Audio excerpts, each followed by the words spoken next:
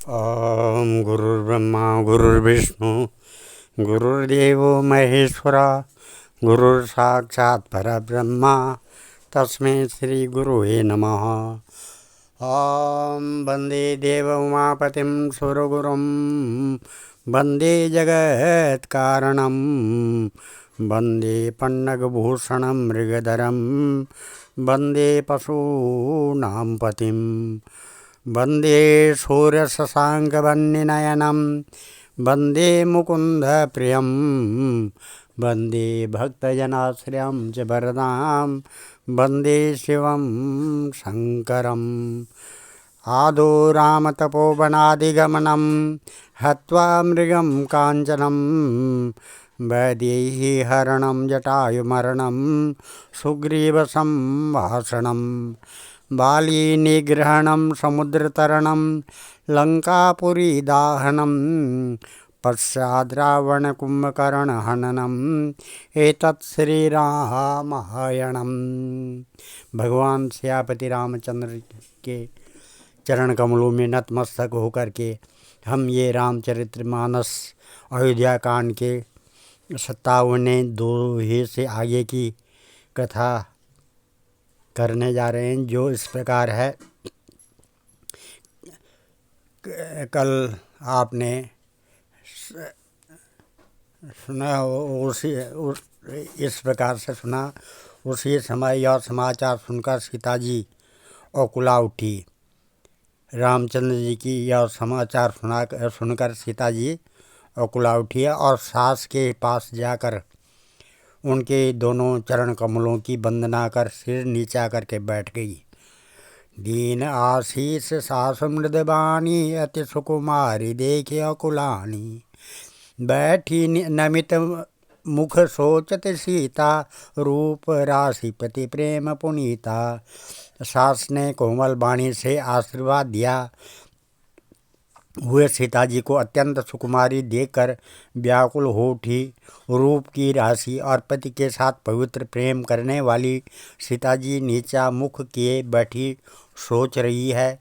चलन चाहत बन जीवन नाथो के सुकृत सन होई साथो की तनु प्राण की केवल प्राणा विधि कर तब कछु जाए न जाना। जीवन नाथ प्राणनाथ बन को चलना चाहते हैं, देखें किस पुण्यवान से उनका साथ होगा। शरीर और प्राण दोनों साथ जाएंगे या केवल प्राणहीन से इनका साथ होगा। विधाता की करने कुछ जानी नहीं जाती। चारों चरण नख लेखते धरनी नूपुर मुखर मधुर कवि वरणी मनो प्रेम बस बिनति करही हम सिया पद जने पर हरही। सीता जी अपने सुंदर चरणों के नखों से धरती कुरेद रही हैं। ऐसा करते समय नूपुरों का जो मधुर शब्द हो रहा है, कभी उसका इस प्रकार वर्णन करते हैं कि मानो प्रेम के बस होकर नूपुर यह विनती कर रहे हैं कि सीता जी के चरण कभी हमारा त्याग न करें। मंजु बिलोचन मोचति बारी बोली देख राम महतारी तात सुनौ से अति सुकुमारी सास ससुर परिजन ही प्यारी। सीता जी सुंदर नेत्रों से जल बहा रही है। उनकी यह दशा देखकर श्री रामचंद्र जी की माता कौशल्या जी बोली, है तात सुनो, सीता अत्यंत ही सुकुमारी है तथा सास ससुर और कुटुंबी सभी को प्यारी है। पिता जनक भूपाल मणि ससुर भानुकुल भानु पति रविकुल कैरव विपिन विदु गुण रूप निधान। इनके पिता जनक जी राजाओं के शिरोमणि हैं, ससुर सूर्य कुल के सूर्य हैं और पति सूर्य कुल रूपी कुमुद बन को खिलाने वाले चंद्रमा तथा गुण और रूप के भंडार हैं। मैं पुण्य पुत्र बधु प्रिय पाई रूप राशि गुण शील सुहाई नयन पुत्री करी प्रीति बढ़ाई राख्यों प्राण जानकी लाई। फिर मैंने रूप की राशि सुंदर गुण और शील वाली प्यारी पुत्र वधू पाई है। मैंने इनकी आँखों की पुतली बनाकर इनसे प्रेम बढ़ाया है और अपने प्राण इनमें लगा रखे हैं। कल्प बेली जिमें बहु विधि लाली, सींच स्नेह सलिल प्रतिपाली। फूलत फलत भयम विधि बामा, जाने न जाए काह परिणामा। इन्हें कल्पलता के समान मैंने बहुत तरह से बड़े लाड चाव के साथ स्नेह रूपी जल से सींच कर पाला है। अब इस लता के फूलने फलने के समय विधाता बाम हो गए। कुछ जाना नहीं जाता कि इसका क्या परिणाम होगा। पलंग पीठ तज गोद हिंडोरा, से नदीने पग अवन कठोरा। जीवो ने मूरी जी में जोगवत रहूं, दीप बात नहीं टारन कहूँ। सीता ने पर्यंक पृष्ठ पलंग के ऊपर गोद और हिंडोले को छोड़कर कठोर पृथ्वी पर कभी पैर नहीं रखा।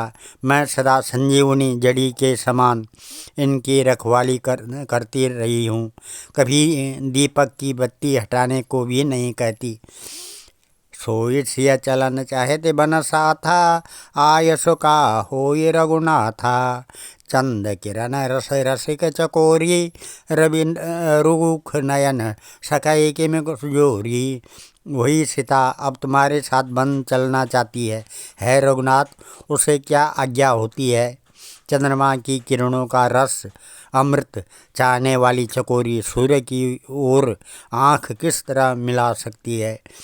करके हरि निश्चर चरई, दुष्ट जंतु वन भूरी। बीस बाटिका की सो सुत, सुबक सजीवन मूरी। हाथी सिंह राक्षस आदि अनेक दुष्ट जीव जंतु वन में विचरते रहते हैं। है पुत्र, क्या विष की बाटिका में सुंदर संजीवनी बूटी शोभा पा सकती है। बन हित कूल किरात किशोरी, रचि बिरंच विषय सुख भोरी। पाहन कृमि जिम कठिन सुबाऊ, तिनय कले सुन कानन काऊ। वन के लिए तो ब्रह्मा जी ने विषय सुख को न जानने वाली कोल और भीलों की लड़कियों को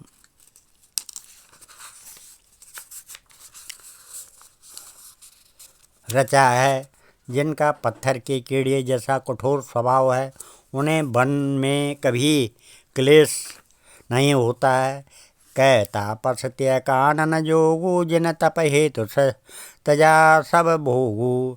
सिया बन बसई तात के भांति, चित्र लिखित कपिल देख डिराती। अथवा तपस्वियों की स्त्रियां वन में रहने योग्य है, जिन्होंने तपस्या के लिए सब भोग तज दिए हैं। है पुत्र, जो तस्वीर के बंदर को देखकर डर जाती है, वह सीता वन में किस तरह रह सकेंगी। सुर सर सुभग बनज बनचारी, डाबर जोग की हंस कुमारी। अस विचारी जस आय सो होई, मैं सिक देव जान की सोई। देव सरोवर के कमल वन में विचरण करने वाली हंसनी क्या गड़े तलेयों में रहने के योग्य है। ऐसा विचार कर जैसे तुम्हारी आज्ञा हो, मैं जानकी को वैसी ही शिक्षा दूँ। जो सिया भवन रहे कह अम्बा, मोई कहाँ होए बहुत अवलंबा। सुनि रघुवीर मातु प्रिय बानी, शील स्नेह सुधा जनुसानी। माता कहती है, यदि सीता घर में रहे तो मुझको बहुत सहारा हो जाए। श्री रामचंद्र जी ने माता की प्रिय वाणी सुनकर, जो मानो शील और स्नेह रूपी अमृत से सनी हुई थी, कही प्रिय बचन विवेक मया, की न मातु परितोष। लगे प्रबोधन जानकी, प्रगट विपिन गुण दोष। विवेकमय प्रिय वचन कहकर माता को संतुष्ट किया। फिर वन के गुण दोष प्रकट करके वही जानकी जी को समझाने लगे। ये मास पारायण का 14वां विश्राम है। अब आगे इस प्रकार है। मातु समीप कहत सकुचाई, बोले समऊ समुझ मन माई। राजकुमारी सिखावन सुनहूँ, आन भांति जिया जने कुछ गुना हूँ। माता के सामने सीताजी से कुछ कहने में संकुचाते हैं, पर मन में यह समझ कर कि यह समय ऐसा ही है, वे बोले, है राजकुमारी, मेरी सिखावन सुनो। मन में कुछ दूसरी तरह न समझ लेना। आपन मोर नीक जो चाहूँ, बचन हमारी मान गृह रहूँ। आयुष मोर सासु सेवकाई, सब विधि भामनी भवन भलाई। जो अपना और मेरा भला चाहती है हो, तो मेरा वचन मानकर घर रहो। है भामनी, मेरी आज्ञा का पालन होगा, सास की सेवा बन पड़ेगी, घर रहने में सभी प्रकार से भलाई है। यही ते अधिक धर्म नहीं दूजा, सादर सासु ससुर पद पूजा। जब जब मातु करहि सुधि मोरी, हो ये प्रेम विकल मति भोरी। आदर पूर्वक सास ससुर के चरणों की पूजा करने से बढ़कर दूसरा कोई धर्म नहीं है। जब जब माता मुझे याद करेंगे और प्रेम से व्याकुल होने के कारण उनकी बुद्धि भोली हो जाएगी, वे अपने आप को भूल जाएंगी, तब तब तुम कही कथा पुरानी, सुंदरी सुमु जायहूँ मृदुबानी। कहूँ सुभाएं सपद सत मोही, सुमुखी मातु हित राखूँ तोही। है सुंदरी, तब तब तुम कोमल वाणी से पुरानी कथाएं कह कह कर इन्हें समझाना। है सुमुखी, मुझे सैकड़ों सौगंध है, मैं यह स्वभाव से ही कहता हूँ कि मैं तुम्हें केवल माता के लिए ही घर पर रखता हूँ। गुरु श्रुति संबत धर्म फल उपाय विनय कलेश, हट बस सब संकट सहे, गालव न हुस्न है नरेश। मेरी आज्ञा मानकर घर पर रहने से गुरु और वेद के द्वारा संबद्ध धर्म के आचरण का फल तुम्हें बिना ही क्लेश के मिल जाता है, किंतु हट के वश होकर गालव मुनि और राजा नहुस आदि सबने संकट ही सहे। मैं पुण्य करी प्रवान पितुबानी, बेगी फिरब सुन सुमुख सयानी। दिवस जात नहीं लागे बारा, सुंदरी सिखावन सुनो हमारा।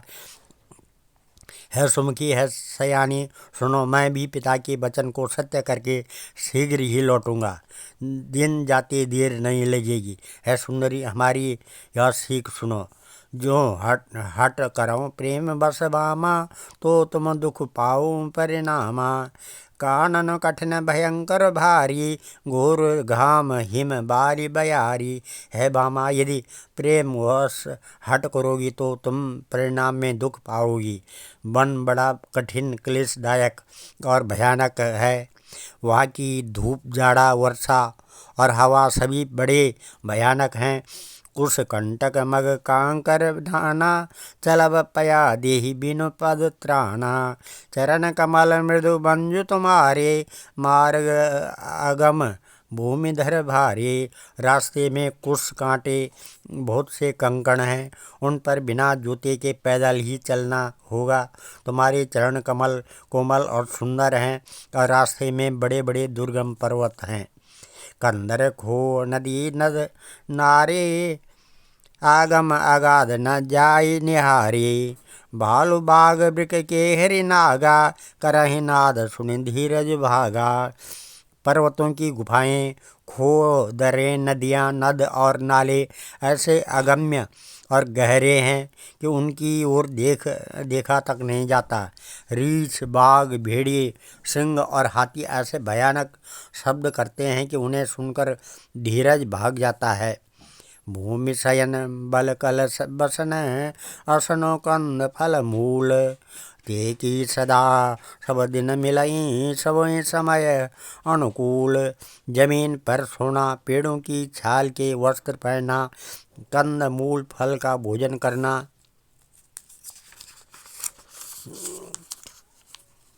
होगा। और वे भी क्या सदा सब दिन मिलेंगे।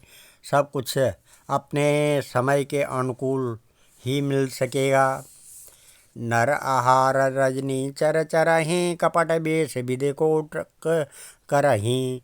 लागई अति पहार न पानी, विपिन विपति नहीं जाए बखानी। मनुष्यों को खाने वाले निशाचर राक्षस फिरते रहते हैं। वे करोड़ों प्रकार के कपट रूप धारण कर लेते हैं। पहाड़ का पानी बहुत ही लगता है। वन की विपत्ति बखानी नहीं जा सकती है। ब्याल कराल बिहग बन घोरा, निश्चर निकर नार नर चोरा। डर पाए धीर गहन सुधे आए, मृगलोचने तुम भीरु सुभाए। वन में भीषण सर्प, भयानक पक्षी और स्त्री पुरुषों को चुराने वाले राक्षसों के झुंड रहते हैं। वन की भयंकरता याद आने मात्र से धीर पुरुष भी डर जाते हैं। फिर है मृगलोचनी, तुम तो स्वभाव से ही डरपोक हो। हंस गवनी तुम नहीं बन जोगु, सुनि अपजस मोई दिए लोगु। मानस सलिल सुधा प्रतिपाली, ज्य की लवन पयोधि मराली। है हंस गवनी, तुम वन के योग्य नहीं हो। तुम्हारे बन जाने की बात सुनकर लोग मुझे अपयश देंगे, बुरा कहेंगे। मानसरोवर के अमृत के समान जल से पाली हुई हंसनी कहीं खारे समुद्र में जी सकती है। नवरसाल बन बिहर नशीला, सोह के कोकिल विपिन करीला। रहम भवन अस हृदय विचारी, चंद बदनी दुख कानन भारी। नवीन आम के वन में बिहार करने वाली कोयल क्या करील के जंगल में शोभा पाती है चंद्रमुखी। हृदय में ऐसा विचार कर तुम घर ही पर रहो। वन में बड़ा कष्ट है।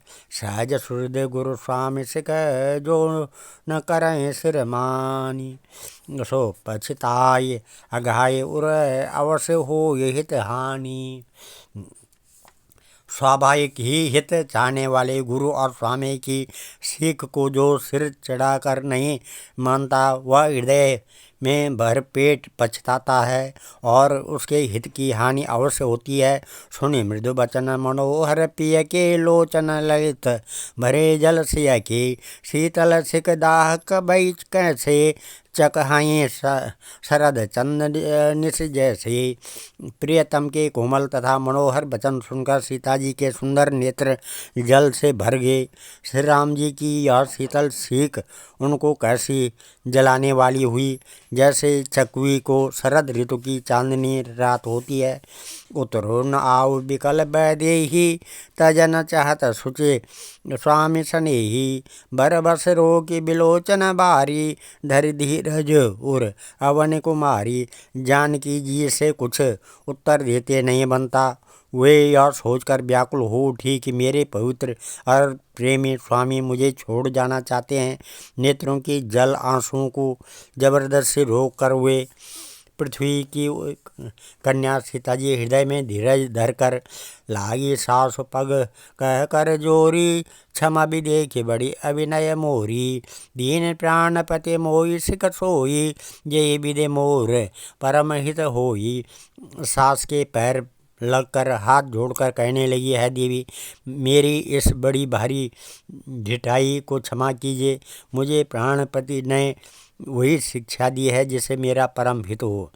मैं पुण्य समुझी दीख मन माई, पिय वियोग सम दुख जग नाई। परंतु मैंने मन में समझ कर देख लिया कि पति के वियोग के समान जगत में कोई दुख नहीं है। प्राणनाथ करुणायतन, सुंदर सुखद सुजान। तुम बिनु रघुकुल कुमद विदु, सुरपुर नरक समान। है प्राणनाथ, है दया के धाम, है सुंदर, है सुखों के देने वाले, है सुजान, है रघुकुल रूपी कुमुद के खिलाने वाले चंद्रमा। आपके बिना स्वर्ग भी मेरे लिए नरक के समान है। आज हम इस कथा को यहीं पर विराम देते हैं। कल अयोध्या कांड के 64 दोहे से आगे की कथा आगे बढ़ाएंगे। ॐ नमः। मंगलम भगवान विष्णु मंगलम गरुड़ध्वजा मंगलम पुंडरीकाक्ष मंगलाय तनो हरि मंगलम भगवान शंभु मंगलम वृषभध्वजा मंगलम पार्वतीनाथ मंगलाय शिव शंकर। हम सर्वमंगल मांगल्ये शिवे सर्वार्थ साधिके शरणे त्र्यंबके गौरी नारायणी नमस्तुते। अन्नपूर्णे सदा पूर्णे शंकर प्राणवल्लभे ज्ञान सौभाग्य सिद्ध्यर्थम भिक्षां देहि च पार्वती। सर्वे भवन्तु सुखिनः सर्वे सन्तु निरामया सर्वे भद्राणि पश्यन्तु मा कश्चित् दुःखभाग् भवेत्। धन्यवाद।